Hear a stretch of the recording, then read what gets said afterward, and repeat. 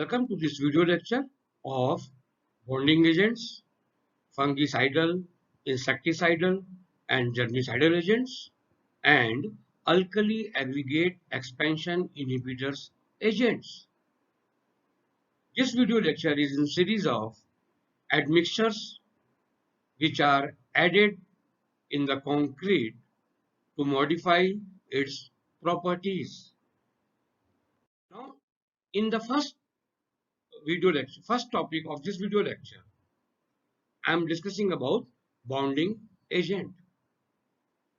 They are added to the Portland cement mixture so that the bond between old and new concrete can be increased. They are usually water emulsions of organic matter including rubber, polyvinyl chlorides, polyvinyl acetates, acrylics, styrene, butadiene, copolymers and other polymers also. They are added in the Portland cement. Flexural strength and resistance to chloride ion ingress are also improved if these agents are used. They are added in proportions equivalent to 5% to 20% by mass of the cementing material. The actual quantity depends on the job conditions, type of admixture used. Some bonding admixture may increase the air content of the mixture also. Now, as I had said, that all these are emulsifiable types, but there are some not non-re-emulsifiable type also. And when it is non-remulsifiable types, then they are resistant to water, but it is best suited to the exterior applications. They are also used in places where moisture is already present. The ultimate result obtained with a bonding admixture will be only as good as the surface to which the concrete has to be applied. So proper care has to be taken. Now what care has to be taken? The surface must be dry, clean, sound, free of dirt, free of dust. No paint and grease marks should be there. And above all, the temperature is very important to use these bonding agents. Organic or polymer modified concrete are accepted or acceptable for patching and thin bond over the layment, particularly where feather-edged patches are desired. Bonding agents should not be confused with bonding admixtures because admixtures are an ingredient in the concrete, but bonding agents are applied to the existing concrete, or you can say existing concrete surfaces immediately before the new concrete is placed,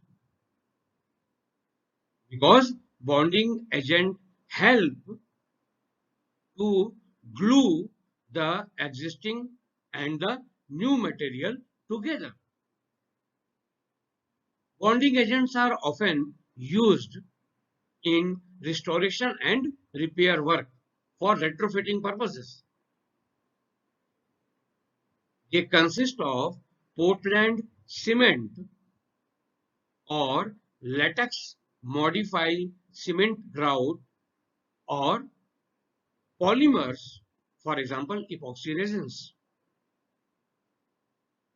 Since bonding admixtures are used to create a bond between old and fresh concrete surfaces in general, if fresh concrete is poured over a hardened concrete surface, there is a chance of failure of fresh concrete surface due to weak bond with old surface. So to make the bond stronger, bonding admixtures are added to the cement mortar or grout, whichever is to be applied on the concrete surfaces just before placing fresh concrete. That is why this type of admixtures are generally used for pavement overlays or skid over roof provision, repair works, etc. Bonding admixtures are generally water emulsion type and non-remulsifiable type also are available. And if I will discuss about next agent, then fungicidal, germicidal, and insecticidal agents are at some places it is used because bacteria and fungal growth on or in hardened concrete may be partially controlled through the use of fungicidal, germicidal, and insecticidal admixtures. Now, the most effective materials are polyhalogenated phenols, dialdrin emulsions, and copper compounds. The effectiveness of these materials is generally temporary, and in high doses they may reduce the compressive strength of the concrete. Now the third topic which I want to discuss in this video lecture is alkali aggregate expansion inhibitors. Many concrete structures have exhibited deterioration due to alkali aggregate expansion reactions. Now, can you give me example of any such projects or any such structure? Maybe you don't know, but when India got independent, then Prime Minister late Sri Jawaharlal Nehru ji, his dream project was Hirakud Dam and Rihand Dam. Up to that time, we were saying that aggregates are inert in nature. But with time, with the space of time, with the time passed, now we are facing problem at both those dams due to alkali aggregate reaction. Now we are not able to generate a single unit of electricity at Rihand Dam because there is a crack in the machine foundation. And why that crack appears? Because the alkalis present in the cement has got reacted with the reactive silica present in the aggregate, and due to this now the cracks have been developed. Now it is very risky to use that dam for generation of electricity. Now there are two possible remedial measures when reactive aggregates are used.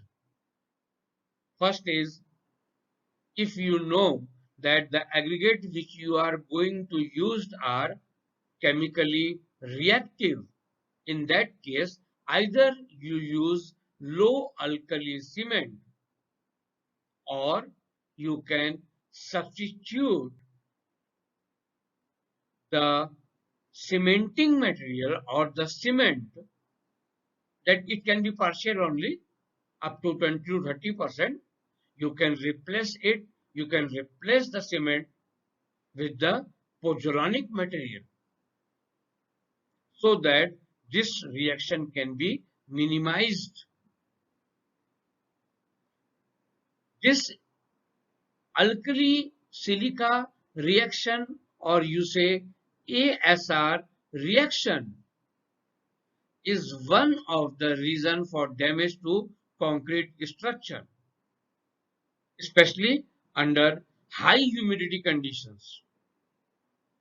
Aggregate that contain amorphous or poorly crystalline silica react with the alkalis from the cement, and when it reacts, it forms swelling reaction products.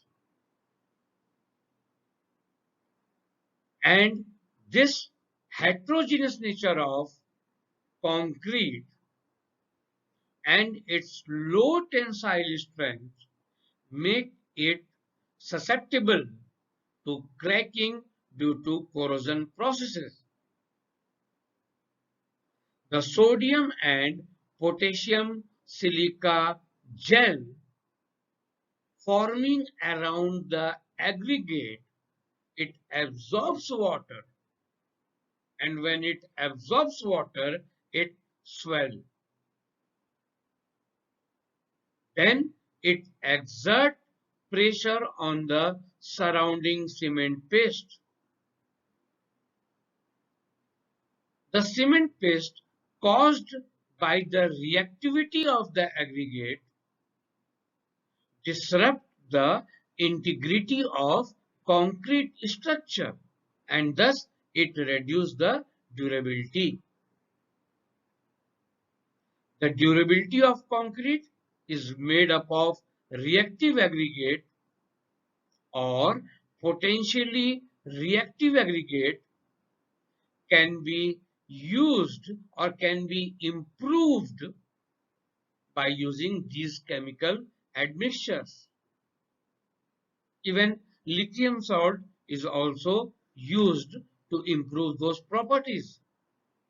Why? Because the lithium salt or the lithium compounds are very effective, especially lithium nitrate. In the mitigation of 1950s, it has been used. Although the mechanism of alkali silica reaction or ASR reaction inhibition by lithium nitrate has not been explained anywhere in detail, but the most frequent hypotheses refer to protection of the reactive aggregate through formation of a lithium enriched silica gel on the external aggregate surface, which is impermeable to aggressive ions which attacks them. Why? Because ions increase the stability of reactive silica, and thus it reduces the solubility for the reasons other than the formation of layer of non-swelling alkali silica on the surface of reactive silica. Sometimes there is a drop of pH in the solution of pores also. Now, when I was discussing about highly alkali reaction, if a small amount of these inhibitors agent are mixed, for example, if you add 1% or less of specific salt, it can reduce expansion for more than 75%, especially when Pyrex glass mortar test has been done using a small percentage of opal and quartz sand as an aggregate. Then researchers found that very small percentage, that is 0.2% or less added, can improve the property in a large percentage.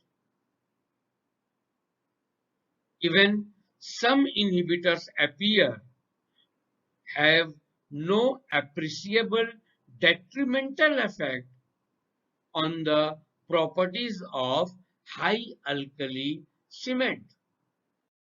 I hope this video lecture about bonding agents, germicidal, fungicidal, and insecticidal agents, and alkali aggregate expansion inhibitors had helped you to clear some doubts. Thank you.